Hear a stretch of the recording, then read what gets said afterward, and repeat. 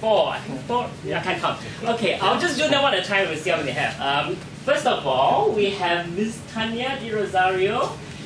You will have, there you go, seen a copy of her latest publication, Tender Delirium, published by, same publisher, Mass Press, anthology of very personal, right? Very personal, heartfelt poetry. And I'm probably not doing enough justice doing this. But I remember at the launch a couple of weeks ago, I remember a particular poem she read, which really reflected some of the angst that sometimes we feel in our lives as well. Very glad to have her here, and she'll be reading an excerpt from the book, I Will Survive, and she's going to be here to talk about it. Yeah, okay, sure, okay. Maybe you can tell us. Oh, please come in and make room for more wonderful people who are at the door. There's some space here. Aircon cooler also lah. Tania. Yay! Woo! Okay, can people at the back hear me at this volume? Okay. I was actually asked to talk a little bit about why I picked this particular story. But I actually think Yangfa's intro has done that for me, so I'm just going to carry on reading it. Thank you. Do you want to talk about Tarry?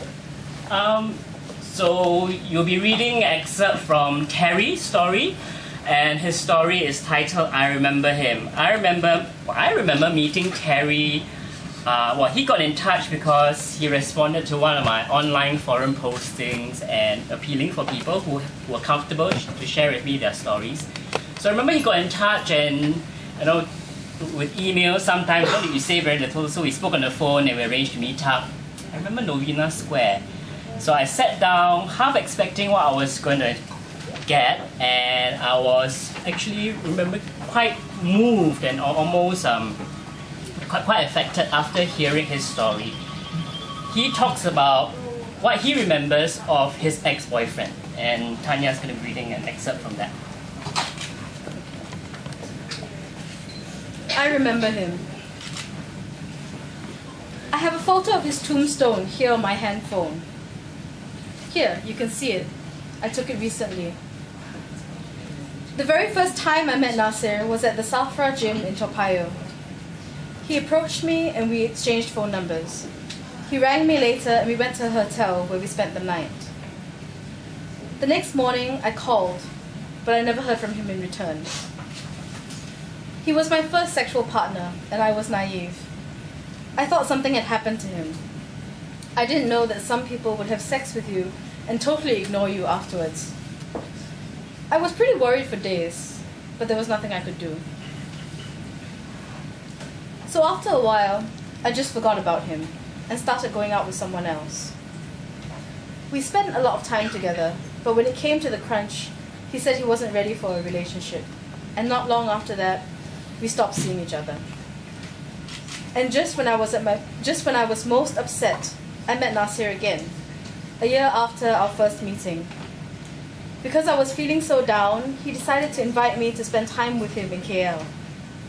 I don't remember what we did there, but on the train ride back to Singapore, he asked me to be his steady boyfriend.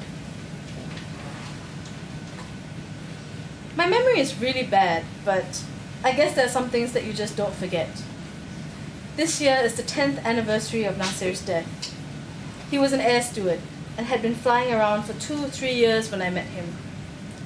Less than a year after we started getting together, he told me that he was afraid of flying, which obviously wasn't normal for someone in his job. He said he'd be really scared and shiver on board and couldn't really explain why it was happening. He showed me a letter from a doctor and told me he had depression. I can't remember if he was on any medication, but he was afraid of seeing a local doctor for fear of losing his job. Then one morning, a few days before his birthday, I received a call from his dad, who sounded really upset. The police had just called to say that they found Nasir's body. His dad was not sure what was happening and asked if I could go over immediately to talk to the police. I couldn't believe what I'd heard. I kept hoping it was a joke, that there was some misunderstanding or mistake. As I drove from Toa Payoh, where I lived, down to their flat in Bedok, I was telling myself that even if this was true, perhaps he was just injured. This is what we were told. Earlier that morning, some kids playing at the void deck heard a loud bang and found Nasir's body on the ground. Apparently, he had jumped to his death. Muslim custom requires that the body be buried within the same day, and the funeral is usually held on the evening of a person's death. I made a few telephone calls to his friends to inform them, and some of them came over. I don't know how many. I was only able to recognize some. And then, most unexpectedly, the mattress I bought for his birthday was delivered during the funeral itself. You can imagine how upset everyone was. Above and beyond, I was haunted by that one big question. Why did he jump? I didn't know if it had anything to do with the depression. We tried to figure out what happened. Did somebody push him? Was he up there that night to meet someone? Was he troubled over our relationship? I would be asking myself questions like, what happened? What did I miss? Why did it happen? Around the time of Nasir's death, my dad was also dying of liver cancer. He was in and out of the hospital often, and because of my flexible work hours, I spent a lot of time accompanying him. It was a very sad time for me, as no one knew I was also mourning Nasir's death. I had nobody to talk to, as I didn't have any gay friends. I couldn't talk to my family members, and there's quite a large gap between me and my siblings. At that time, I was not yet out to them as a gay man, and because of that, I didn't share a lot with them. My dad passed away 2 months after Nasir. When Nasir was alive and we were dating, I'd been learning about Malay culture and customs. And whenever he took me to visit his parents, his mother would treat me very kindly. I loved the food she cooked, and we got along very well. Because I couldn't speak much Malay, Nasir would usually translate for us. Soon after his death, I continued to visit alone, joining them for meals. But each time his mother saw me, she would cry continuously. Although she treated me like a son, it was hard to have conversation without my translator. At that time, I was also trying very hard to deal with my own grief. Because of that, I gradually stopped visiting and avoided them completely. It was probably easier for all of us to move on that way. And it's been like this for the past few years. I visited his grave again a few weeks ago, around his birthday, which also happened to be the 10th anniversary of his death. I used to go to the cemetery almost every week. Then it became every month, and then just once a year. Once, I even stopped going for a few years in a row.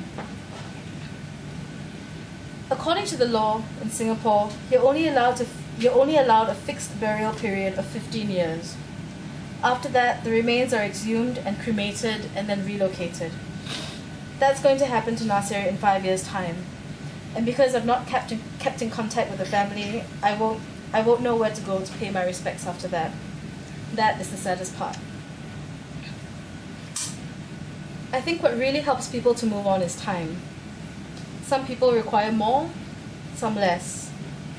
From my personal experience, one way to cope with losing someone is just to remember your time with them. You soon realize that people come and go through death or other ways. Life is just full of memories. Although I didn't do anything special in Nasir's name, I just remember him. Like talking about it now, this is my way of remembering him. Thank you, Tania. I'm very pleased to update that with Tarry. That's obviously not his real name. I'm still in touch with him. He's relocated to Hong Kong to work, and he does come back to Singapore periodically. In fact, he will be back next week, and I'm just going to be catching up with him and obviously passing him his complimentary copies of the book. So I'm just wondering if Tania has any thoughts about how you decided to choose that particular story.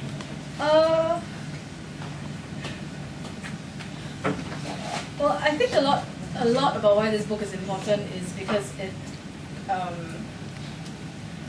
talks about a lot of experiences that are unique to queer people, but I think this story talks about an experience that can be shared by everybody. That's one thing. That, and also where I teach, for some reason, we've lost quite a number of young people to suicide, and it's quite devastating. Yeah, so it's a very relatable piece. And talking about suicide, just from my experience and from Tarry's experience, again, something that we know about suicide is it's a very preventable death. So there's information on the website and also resources at the back. Please do yourself and do the people around you the great favor of learning about suicide warning signs. Learning about it, equip yourself with the knowledge. If you don't have the skills, that's fine, but have the knowledge, know what you're looking out for, identifying those warning signs, and even if you don't know what to do about those warning signs, know where you can turn to get help for yourself or for the people around you who may be at risk, whether it's self-harm or suicide. Again, it is a very preventable death.